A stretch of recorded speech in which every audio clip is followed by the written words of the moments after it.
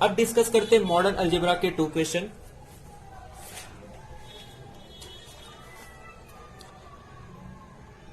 तो question number 17 जो है, आज का क्वेश्चन नंबर 7 और टोटल क्वेश्चन नंबर 17, ये काफी बड़ा दिख रहा है, बट मैं आपको सिंपल में शॉर्ट में बता देता हूं ये मैट्रिक्स है क्या। पहले तो आपको याद रखना है सेंटर ऑफ जी का डेफिनेशन क्या होता है। ये मॉडर्न अलजेब्रा का क्वेश्चन है।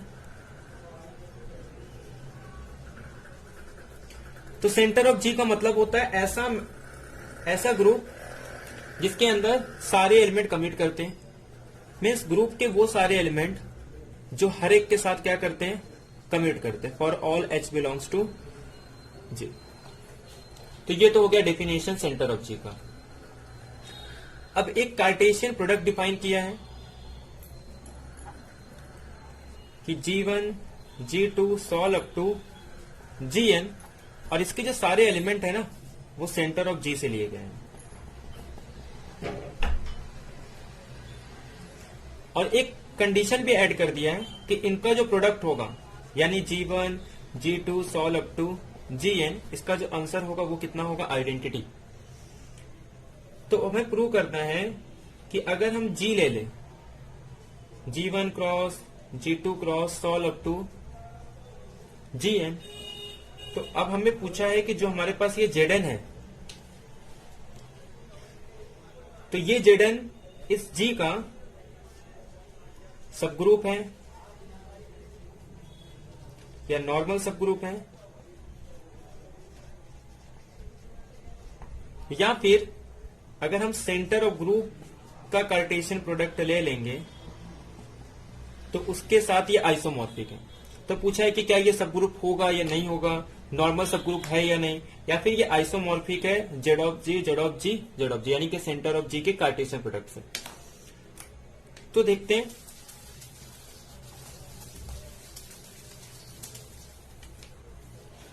तो ये आप खुद कर सकते हैं, मैं आपको हिंट दे देता हूं करना कैसे। तो सिंपल, आपको कुछ नहीं करना यहां पे। तो जैसे मान लो ये आपके पास एक H है और ये आपके पास एक G है, ये ग्रुप है और ये इसका सपोज H कोई सबसेट है। अब मैं ये कहना चाहता हूं कि H G का सबसेट कब होगा, तो यहां से एक एलिमेंट उठा लो A, यहां से और एक एलिमेंट उठा लो B, और ए बी इनवर्स अगर H के अंदर बिलोंग करता है तो हम कहेंगे कि जो H है वो सब ग्रुप हो जाएगा G का। एक बार और सुनना, G का एक सबसेट ले लो H के 2 एलिमेंट उठा लो, और अगर ए बी इनवर्स H के अंदर बिलोंग कर रहा है तो हम कहेंगे कि जो H है वो G का सब ग्रुप होगा। तो नॉर्मल सब ग्रुप क्या होता है, नॉर्मल सब ग्रुप में एक एलिमेंट उठा लो A के, एक एलिमेंट उठा लो G के, और B इनवर्स ए बी अगर G के अंदर बिलोंग करता है तो हम कहेंगे ये नॉर्मल सब ग्रुप होगा।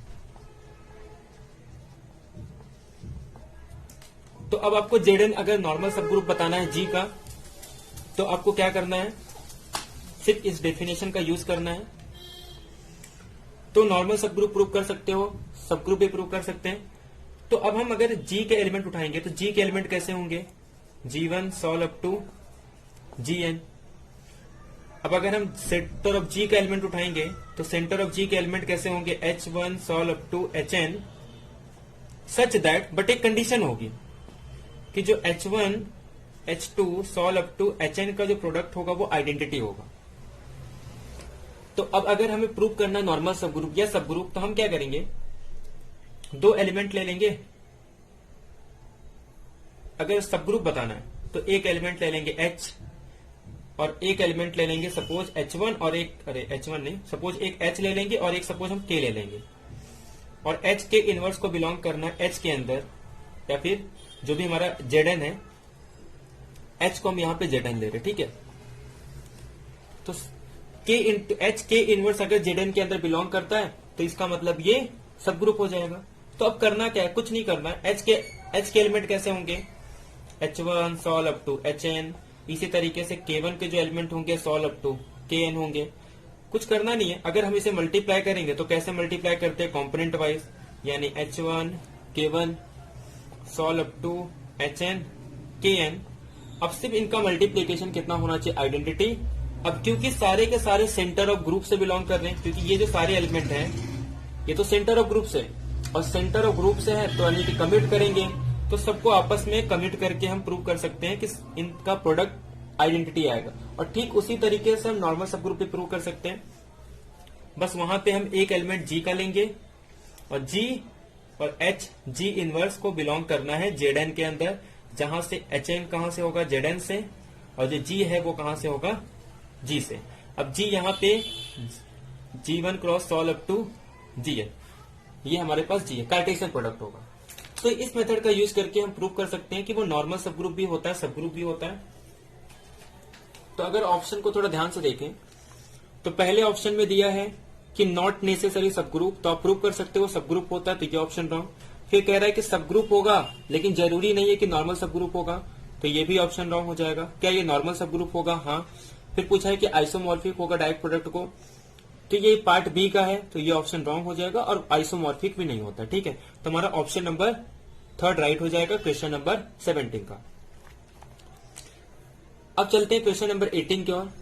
तो क्वेश्चन नंबर 18, तो जो क्वेश्चन नंबर 18 है कि एक ग्रुप दिया है जिसका ऑर्डर है 77, तो निकालना है कि सेंटर ऑफ जी किसके आइसोमॉर्फिक होगा।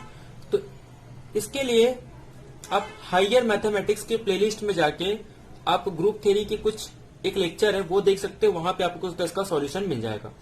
तो मैं उसका लिंक डिस्क्रिप्शन बॉक्स में डाल दूंगा, वहां से आपको देख सकते हो। ठीक है, तो अब चलते हैं ओडीई क्वेश्चन नंबर 19 की ओर।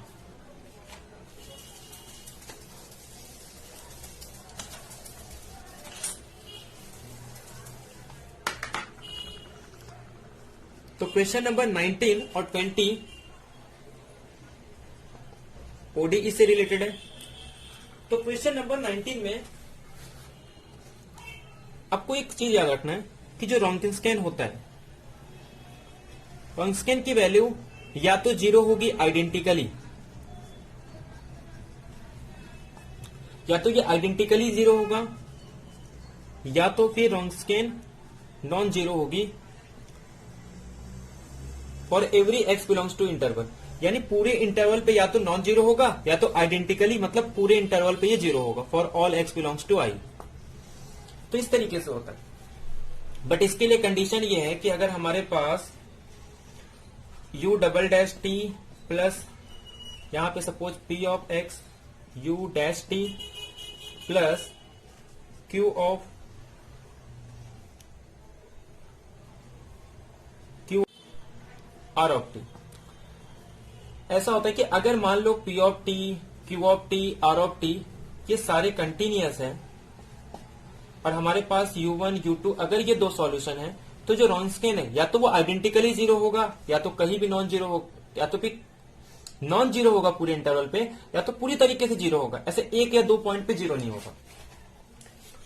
तो अगर क्वेश्चन नंबर 19 को हम देखें तो क्वेश्चन नंबर 19 क्या कह रहा है कि कंसिडर द ओडीई। हाँ, तो क्वेश्चन नंबर 19 में कह रहा है कि कंसिडर द ओडीई, एक ओडीई लेना है। तो there exist a continuous function P Q R, देखो कंडीशन दे दिया ना कि पी क्यू आर कंटिन्यूअस होना चाहिए और डिफाइन होगा 0, 1 पे, जिसके दो सॉल्यूशन है u1 and u2 of the ODE such that कि इसका जो रॉन्किंस्केन होगा, Wronskian w of u1 and ut वो क्या होना चाहिए? क्या वो 2t माइनस 1 हो सकता है? क्या वो sin 2 पाई t हो सकता है? या cos 2 पाई t हो सकता है? या 1? तो पहला ऑप्शन तो नहीं होगा। क्यों? क्योंकि 2t माइनस 1 को अगर 0 पुट करेंगे तो t की वैल्यू हाफ हो जाएगी, मतलब ये तो एक ही पॉइंट पे 0 हो रहा है। बट रॉन्किंस्केन या तो आइडेंटिकली 0 होगा या तो कहीं भी 0 नहीं होगा, मतलब पहला ऑप्शन तो रॉन्ग। इसी तरीके से बी और सी भी रॉन्ग हो जाएगा और डी ऑप्शन हमारा राइट हो जाएगा क्योंकि वो नॉन जीरो है पूरे इंटरवल पे। अब क्वेश्चन नंबर 20, ये जो क्वेश्चन है ये आईआईटी जैम 2005 का क्वेश्चन है। ये एक क्वेश्चन ऐसा है जो हमने आईआईटी जैम के क्वेश्चन से लिए। तो इसमें इंटीग्रेटिंग फैक्टर फाइंड करना है, काफी सिंपल है, देखते हैं।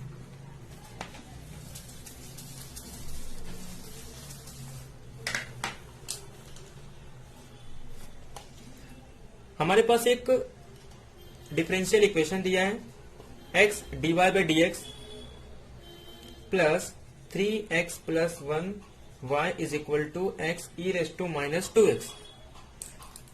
अब अगर इसको हम लोग x से डिवाइड कर देंगे तो ये हो जाएगा dy by d x plus x plus 1 by x y is equal to x e raise to minus 2x। Simple हमने x से डिवाइड कर दिया। अब ध्यान से देखो, तो अगर इसे हम कंपेयर करें तो ये तो linearly independent linear differential equation है, जो y डैश है, इसे हम कंपेयर कर सकते हैं p ऑफ x से, और ये हमारे पास y है और ये q ऑफ x। तो हमें सिर्फ यहाँ पे इंटीग्रेटिंग फैक्टर निकालना है। तो लीनियर डिफरेंशियल इक्वेशन का इंटीग्रेटिंग फैक्टर होता है e raise to integration of p of x dx, यानी ई रेस टू, अगर p ऑफ x देखेंगे तो ये x plus 1 by X, so यहाँ पे ये x कैंसिल हो जाएगा, सिर्फ 3 बचेगा।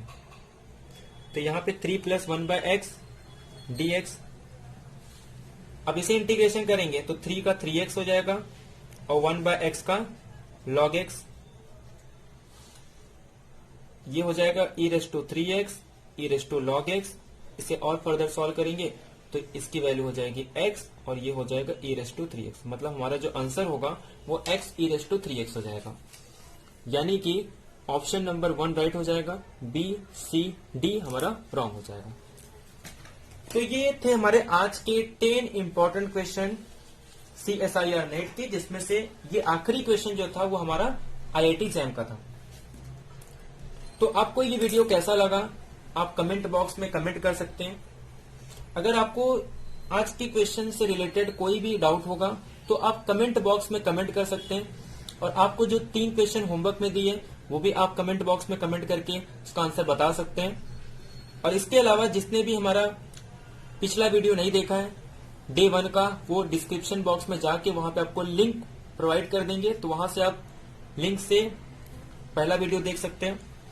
इसके अलावा एक ग्रुप थ्योरी का वीडियो है जो आपको हायर मैथमेटिक्स के प्लेलिस्ट में मिल जाएगा, वो वीडियो भी आप देख सकते हैं। और आपको कोई भी इससे रिलेटेड कोई भी अगर डाउट है तो आप कमेंट बॉक्स में पूछ सकते हैं। तो आज का लेक्चर यही एंड करते हैं, मिलते हैं नेक्स्ट लेक्चर में जहां कुछ नए 10 CSIR नेट क्वेश्चन में करेंगे हम। ठीक है, तो आज का लेक्चर यही एंड करते हैं। Thank you.